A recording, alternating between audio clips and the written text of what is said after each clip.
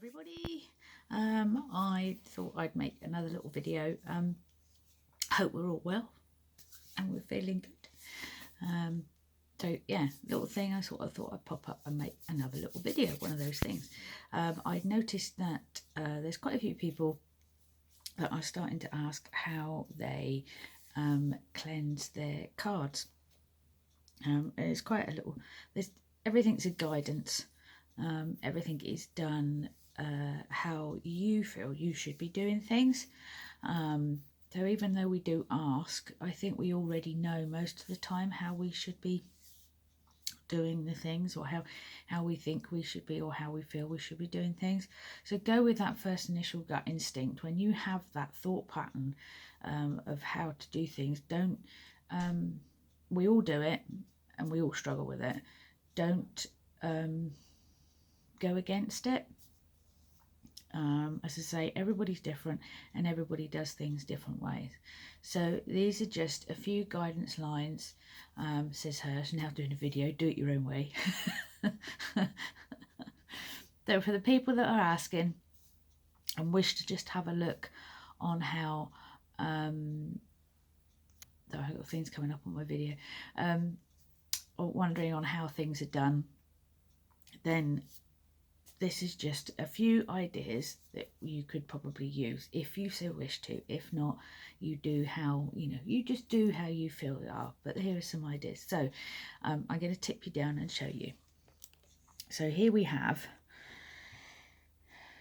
there we go, bring you that way a little bit. There we go. So here we have bardware oracle cards.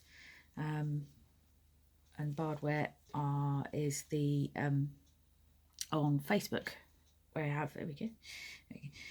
On Facebook I have a page called Bardware of Frog Lane, and we do pagan, Wiccan and Native American themed bits and pieces. My dad makes wands that are all certificated, absolutely beautiful. But we also do we also produce our own. We're all home produced, literally home produced. Nothing is massively manufactured. They're not sent off to printers and done. But we have Bardware oracle cards. So this is our test pack. So this is a pack that normally goes out on the stall, if we have stalls. That's why we've got a bit of a smudge. And they do have a bit of a tendency, and it also means that the other packs that Dad makes, they stay nice and clean, so they're not sort of fiddled with. So this is a test pack that we have out on the store that people can pick up and have a good fiddle, and they are individually printed on Dad's computer through his printer. So they are plain playing cards. So they're a lovely small size, because they're lovely. Sometimes you have oracle cards that are quite big, and they are really, really simple. So they've literally got the moon phases, the Sabbats, now I've got to find it, and there we go, and the elements. And they are so simple. So they've literally got just a few words down the side, and we've also got some sheets as well that go along with them to give you a bit more of a deeper insight. But they are literally designed just to work with your intuition. They are a tool, like anything. It's like picking up and using a saw for a job. Anyway, promotional thing. So they're small. So we're using these, and they also come in a little bag. Now, I personally, not everybody, it's just how you feel, but I personally, when I get new oracle cards, I do find them a velvet bag. So I take them out the box and I'll put them in a velvet bag, and I normally put them in with depending on how they feel. Sometimes I might have a bit of sage in there, a bit of raw sage, or I'll put a crystal, which I think should be in with them. So yeah, so this is just how to cleanse your cards. Now there's lots of ways of doing it. Some people take the pack of cards, give it a tap 3 times with good intention of clearing negative energy, especially when people pick them up. And how do you know that the cards need cleaning? Sometimes you just know. Sometimes you'll pick up cards and you'll sort of go to shuffle them, and they might sort of start, I mean, this is not too bad, but they might sort of double start sticking together. They'll feel a bit sticky. They won't want to shuffle. I mean, these are actually quite nice. I have cleaned these, so they're actually quite nice. So then they're coming out quite nice and easy. So you tend to pick them up and you pick up and feel that they feel a bit sticky and they're not happy, if you know what I mean. You know what I mean. So some people will pick them up and hold them on their heart, tap them 3 times. Some people pick them up in their hand. If you watch, sometimes if you go and watch readers, and you get some readers that have their preference where they will shuffle the cards and do what I just did and do that and ask the question and wait for the cards to jump out like that. Or sometimes you have readers that ask the people they're reading for to pick a pack and then pick 3 cards out that pack. And then if you watch, some readers will then pick that up and they'll tap them 3 times. So it depends on, you know, how you feel and how much fiddling and what you can do. I mean, if you're sat in the middle and you're doing a reading for somebody and you're sat in the middle of a hall, you can't suddenly get your sage out and everything else.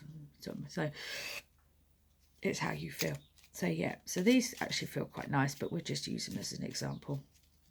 So you can see they're sort of flowing quite nicely, which is good. As I say, you'll know when you pick cards up. And what I also intend to do with mine is once they're cleaned and cleansed, on a full moon, I won't put them outside, but I'll put them on the windowsill, and I will sometimes, not always, put a crystal on the top, depending on what you feel. I mean, this is a nice piece of clear quartz crystal, as you can see. This has been in my card box. So I then put them on top so they sort of have an amplify and a cleanse as well. But that's completely how you feel. This is just, sometimes they don't need anything. If you've cleaned them and cleansed them, put them away and haven't touched them, then they should be fine. You know, keep them nice and clean and no one else fiddle with them. If you've been if you've been working with them and things, they might need a bit of a clean. So anyway, that's another way of doing it. So what I tend to do, what you can sometimes do, I use white sage incense sticks, because obviously it's also the intention you put in. I can't use raw sage because it makes me feel a bit icky, so I use the incense cones. So what I do is light the incense cone like so.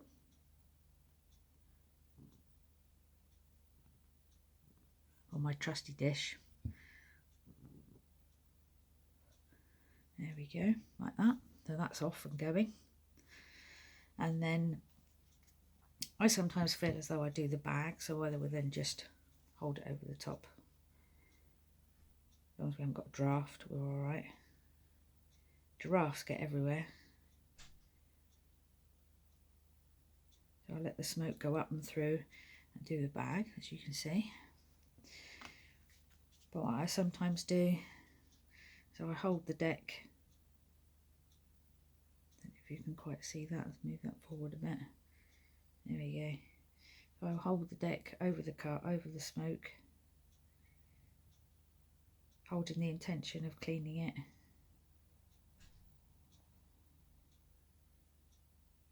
Try and part the deck a bit so they encourage the smoke to go up through the deck.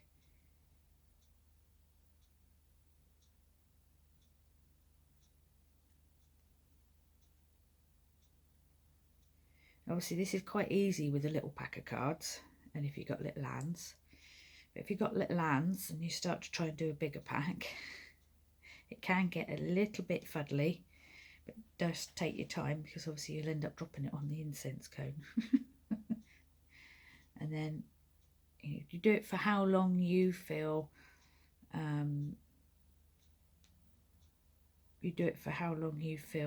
that you're happy with, and you'll know. You'll suddenly go, oh no, that's enough. But all the time with the intention of clearing and just cleansing. And if you what I tend to do is just think about, oh, see, nearly dropped them. I just think about clearing and cleansing, and that's all I say. I don't even put in the concept of anything else. It's all clearing and cleansing. And there you go. So that's what I do. You can also put them there, and then sometimes I put the rosemary clear quartz on top, and sometimes I don't. I put that there. So it is as simple as that. Some people, you can also use sound as well. So if you have Tibetan singing bowls, whee, going up my nose. So you have Tibetan singing bowl, you can use those.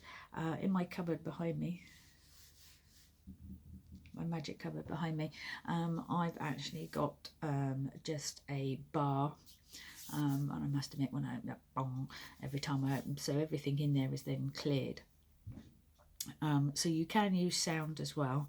Obviously, if you're using cards, don't use spray. Don't have sage spray, because otherwise you will get them all wet. So that's how I do mine. So always, you know, if I feel as though they need doing, I'll sage them and cleanse them. The best thing to do is if you get a new pack of cards, and I know a lot of people, this may well be, I know there's a lot of people looking for new tarot decks, or you know, hoping for new tarot decks, or looking at oracle cards. So if you have a new pack of cards, it's a bit like, in a funny way, for me anyway, it's a bit like having a new mobile phone. So the more you, it's a strange analogy, but it might work. The more you sit there and look at them and work with them and play with them, the more they get in tune with what you're doing. So the more you sit and play with them and work with them, the more connected you will be with those pack of cards. Some people like to cleanse them. It's always a good thing, I think, if you cleanse them on a bit of sage to start with, and then, you know, you've sort of got a clear palette to start with. But most of the time when you pick up a pack of cards, and I know Barbara Flavier's cards are beautiful, whenever I pick their cards up, they just feel really nice. I don't think I've ever cleansed a pack of their cards brand new out the box. There's been a couple of packs of cards that I've cleared, you know, I've cleansed brand new out the box. But those cards I never have. They always just feel really nice. And they feel new. But the sets that I have, apart from one set, the sets that I have actually bought just recently, Barbara and Flavier have actually used to do a reading for me, which was, well, it's probably had, you know, got their energies in there as well, which is, they're lovely. They're lovely people. So that's probably helped. So anyway, so if you get a set of cards, you know, it's up to you, but you can do them, you cleanse them to start them. As I say, these are all just guides and general sort of guidance. It's what you feel. So if you feel as though they need a cleanse before you work with them, then cleanse them. If you feel they're going to be okay, then sit and look at them. Get to grips with them. It's like, well, it's like flying a new mobile phone. Have a look at them, have a feel with them, shuffle them, hold them, work with them. And then sometimes what you will find, and don't worry about it, if you're not connecting with those cards at that time, don't worry about it, put them away, and then at some point you might need them, and at some point you might not. I've got lots of sets of cards that I love, absolutely adore, but I can't work with them. I've got a set of Patrick Gamble's cards, and they're beautiful, and their artwork is stunning, but I can't quite get to grips with them. But I love looking at the artwork, so just enjoy them, and that's what they're there to do. And they are tall, so if you feel as though you're drawn to a pack of cards because they're beautiful, then you might just like them because they're beautiful, not necessarily going to work with them. So just go with that. So it is all completely up to you. So this is just a guidance. I hope that helps. Give us a thumbs up and a wave. And we'll hopefully see you soon. Lots of love. Bye, everybody.